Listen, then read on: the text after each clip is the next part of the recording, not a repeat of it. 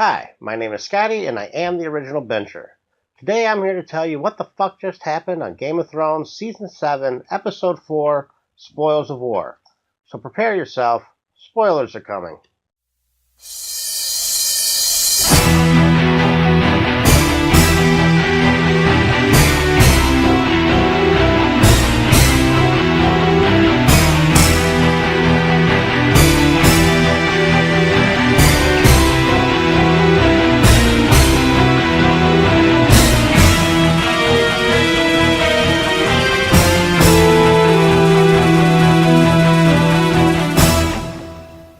Before we begin, I do these recaps every week.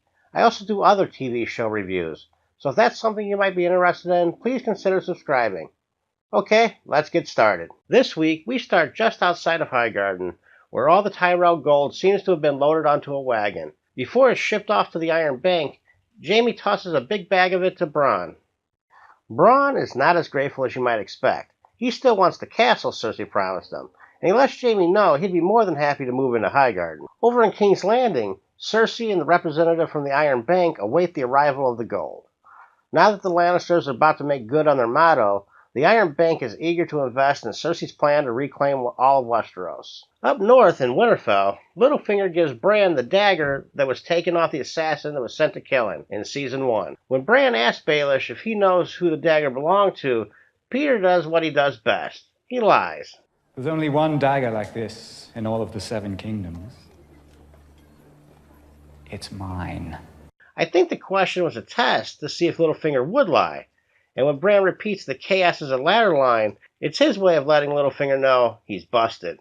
That's when Mira shows up to say goodbye, and Baelish takes that opportunity to make a quick exit. Next, my theory that Arya changed her mind about returning to Winterfell after she ran into Nymeria proves to be wrong when Arya returns to Winterfell. The Stark sisters have a reunion in front of a shitty statue of their father, and Arya tells Sansa she has shitty guards. They acknowledge that life has been pretty shitty since they last saw each other, but agree that things are looking up.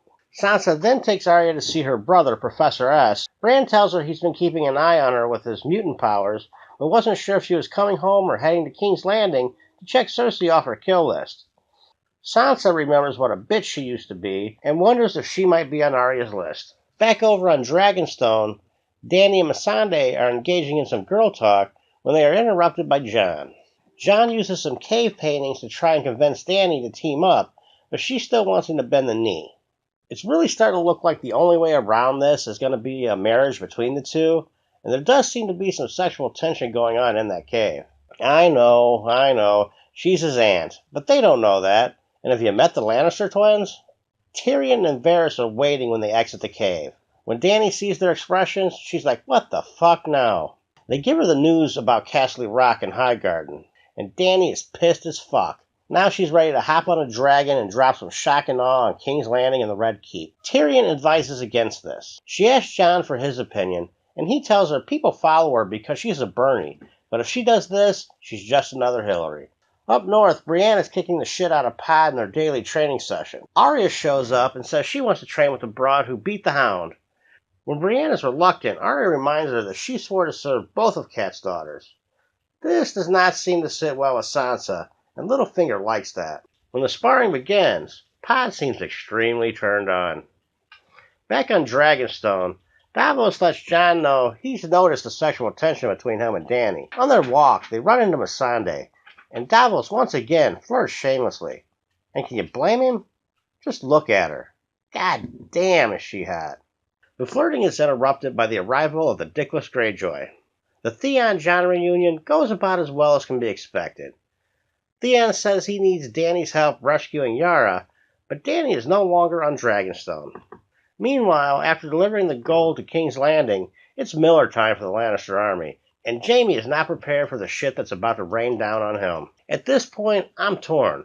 I'm definitely for Dany over Cersei, but I'm not ready to lose Jaime, and especially not Bronn, so I have no idea who to root for here. Drogon doesn't give a shit who I'm rooting for. He's going to light up some Lannister troops. The Dothraki cut through the Lannister front line like a hot knife through butter.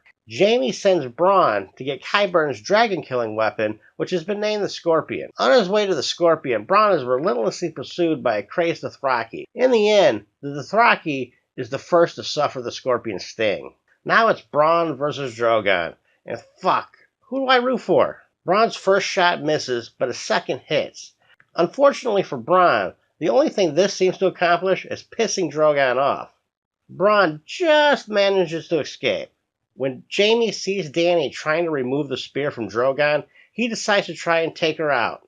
Not the best idea he's ever had. Luckily, Bronn swoops in for the rescue at the last second, and the episode ends with Jamie sinking into inexplicably deep water. Wow, they sure packed a lot into the shortest episode ever. Those last 10 minutes were probably the most action-packed yet. At least we didn't lose any of our favorite characters. I'm sure Bronn and Jamie will be fished out and taken prisoner. Dany didn't have a scratch on her, and Drogon looks like he'll recover from his scorpion sting. Wait a minute. The weapon is called a scorpion. Scorpions are poisonous. And the weapon was designed by Qyburn, who we know is good with poisons. Fuck. Am I just being paranoid, or do you think Drogon is poison? Also, if Jaime's taken prisoner, how do you think that'll affect Dany and Tyrion's relationship? Let me know your thoughts in the comments. If you like this video, I'd appreciate a thumbs up. If not, feel free to hit the thumbs down, but if you do that, please leave me a comment and let me know what I can do to improve. Just a reminder, I'll be doing these recap episodes every week. I also do other TV reviews. If you're interested in either of those things, please consider subscribing. As always, thanks for watching.